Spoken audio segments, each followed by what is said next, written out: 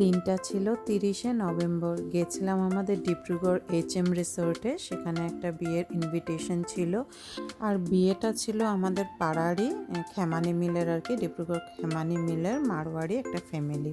আর যাদের বিয়ে ছিল তার নাম হলো শুভম আর কীর্তিকা।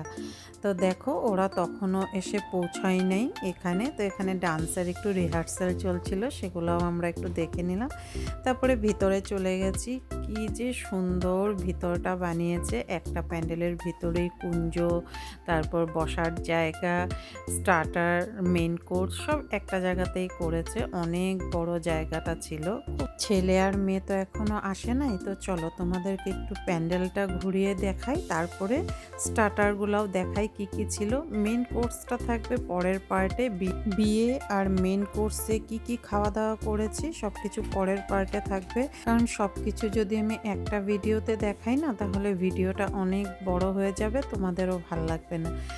প্রথমেই দেখো ঢুকে এখানে এই যে কুঞ্জটা বানিয়েছে যেখানে বিয়েটা হবে, আর স্টেজ একটা বানিয়েছে যেখানে বরমালাও হবে, সাথে ছেলে আর মেয়ে সেখানেই বসবে, সবার সাথে দেখা হবে আর কি সেখানে।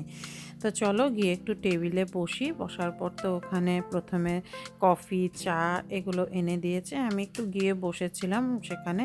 তো বসে ওখানে চা খেয়েছি, তারপর আবার একটু পরে দেখি বাদাম শেক নিয়ে এসেছে, অনেক রকমের ড্রিঙ্কস এনে দিচ্ছে। তো বসে আছিলাম দেখে সোহম আবার আমাকে একদম গরম গরম চাউমিন এনে দিয়েছে। তো ভাবলাম যাই এখন নিজে গিয়ে স্টার্টারগুলো একটু দেখি কি কি আছে। তো প্রথমে স্টার্টিংয়ে ছিল ফুচকা, যেটা আমাদের সবারই প্রিয়। আর আমি না সব কিছু একটু একটু টেস্ট করেছি, না হলে যে সব কিছু খেতে পারবো না, তো ভাবলাম সব কিছুই একটু একটু টেস্ট করি। যেরকম শুধু একটাই কিন্তু ফুচকা খেয়েছি আমি। তারপর এখানে ছিল পাপড়ি চাট, দেখো একদম একটু করে নিয়েছি, আমি বলে দিচ্ছি একদম থোড়া সাই দিজিয়েগা। তো পাপড়ি চাট ছিল ফুচকার পরে। তারপর ছিল এখানে টিক্কি চাট, যেটা আমার ভীষণ ভাল লাগে। টিক্কি চাটটাও যেটা আলুর মানে চপ দিয়ে বানায়, খুব ভালো লাগে এটা খেতে। তো এটাও আমি একদম অল্প করেই নিয়েছিলাম, আমি সব কিছুই একটু একটু নিয়েছি, তার জন্য সব কিছু আমি টেস্ট করতে পেরেছি। তারপর ছিল এখানে ঘুগনি চাট, হ্যাঁ এটাও খুব ভালো লেগেছে। আর আমার ওই যে টক মিষ্টি চাটনিটা দেয় না, এটা দিয়ে খেতে ভীষণ ভালো লাগে, যেটা খেজুর আর তেঁতুলের চাটনিটা থাকে, খুব ভালো লাগে এটা দিয়ে, আর দইও থাকে সাথে। তো এইগুলা খাওয়া দাওয়ার পর আবার একটু আমি বসে পড়েছি গিয়ে টেবলে। তারপর অনেকক্ষণ পরে আবার উঠে এসেছি, দেখি আবার কি কি আছে। তো এখানে দেখি ছিল হট রাবড়ি মালপোয়া, একদম গরম গরম মালপোয়া ভাত ছিল, তার উপরে একদম অনেকটা বেশি করে এখানে রাবড়ি দিচ্ছিল। এটাও খুব ভালো লেগেছে খেতে। আর এটা আমি খাই নাই, এটা ছিল চিলা, যেটা রসুন চাটনি দিয়ে দিয়েছিল। ধোসা হলে আমি খেতাম, কিন্তু এটা আমার খুব একটা ভালো লাগে না। আর এটা ছিল কুল্হার রাবড়ি, যেটা দারুণ ছিল খেতে, ঠান্ডা ঠান্ডা কুলকুল, ভীষণ ভালো লেগেছে, আমি একটাই খেয়েছি। তারপর এখানে চাউমিন ছিল, ইটালিয়ান পাস্তা ছিল, তারপর ছিল মাঞ্চুরিয়ান রাইস, যেগুলো আমি সবই একটু একটু টেস্ট করেছি, বেশি খেলে আবার মেন কোর্স খেতে পারবো না।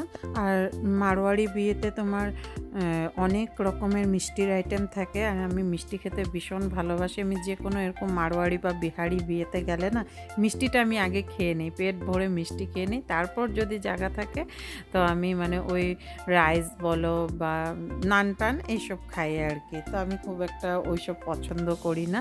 আর এখানে ছিল মিক্সড রাইসের কিছু একটা আইটেম, যেটা আমি খাই নাই, তো ভাবলাম না এগুলো সব স্কিপ করি।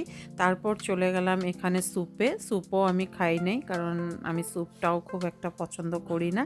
আর এখানে নানান রকমের ড্রিঙ্কস ছিল, শেক আর কি, তো সেটা তো আগেই টেবিলে যখন বসেছিলাম সেখানে দিয়ে গেছিলো। আর এখানে চা কফি, তো এগুলোও আমি খাই নাই। আর চলে গেলাম মকটেল কাউন্টারে, তো ভাবলাম একটু মকটেল খেয়ে নিই, তো খাওয়াগুলো অল্প হজম হয়ে যাবে। তো ওদেরকে বললাম যেটা ভালো, ব্লু লাগুন ছাড়া যেটা ভালো আর কি ওইটাই দাও। তো যেটা দিয়েছে সত্যি খুব ভালো খেয়েছি এটা। তারপর আমি বরকেও পরে দিয়ে নিয়ে এসেছিলাম যে খেয়ে দেখো, এটা খুব ভালো লেগেছে। তারপর পরে আবার একটা ব্লু লাগুন নিয়েছিলাম, কারণ ব্লু লাগুনটা সত্যিই ভালো লাগে, আর ওরা যেটা চুজ করে দিচ্ছিল না ওইটা ভালোই লাগছিল খেতে। তো আজকের জন্য ভিডিওটা এইটুকুই থাকলো। কেমন লাগলো অবশ্যই জানিও। নেক্সট পার্টে আসবে হলো বিয়ে, আর তার সাথে মেইন কোর্সে কি কি ছিল। তো চলো, টাটা, সবাই ভালো থেকো, সুস্থ থেকো।